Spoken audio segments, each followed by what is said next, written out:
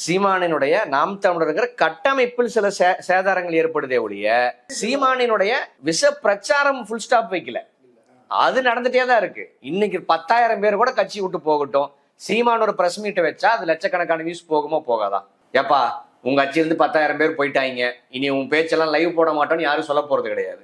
ஆக இந்த சீமான் சோசியல் மீடியாவின் வாயிலாக ஏற்படுத்தக்கூடிய பாதிப்பு என்பது வேறு, அந்த கட்சியின் கட்டமைப்பு உடைவது என்பது வேறு. சீமானுக்கு அந்த கட்சியின் கட்டமைப்பை உடைந்து என்ன நடந்தாலும் பிரச்சனை கிடையாது. ஏன்னா ஒரு கட்சி வளர்ந்து தேர்தலில் நின்று எம்எல்ஏ ஆகணும், எம்பி ஆகணுங்கிறவங்களுக்கு தான் அந்த கவலை எல்லாம். சீமானை பொறுத்த வரைக்குமே எலெக்ஷன்ல நின்னாவே ஓட்டை பிரிக்கிறதுக்கு திமுக விடமோ அதிமுக விடமோ பாஜக விடமோ காசு வாங்கி அவர் வெல் செட்டில் ஆயிடுவார். அவருக்கு இதெல்லாம் சேதாரத்தை ஏற்படுத்தாது.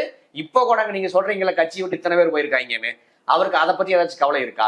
கவலை இருந்தா தமிழ்நாடு முழுக்க பெரும் சுற்றுப்பயணம் போய் நான் மீண்டும் உடைந்ததை மீட்டெடுப்பேன் அப்படிங்கிற ஒரு கான்சியஸ்குள்ள போகாம கொஞ்சம் கூட வெக்கம் இல்லாம பாப்பாங்கிட்ட வாங்கி தின்னுட்டு இன்னைக்கும் பெரியார் தானே திட்டிட்டு இருக்கார்.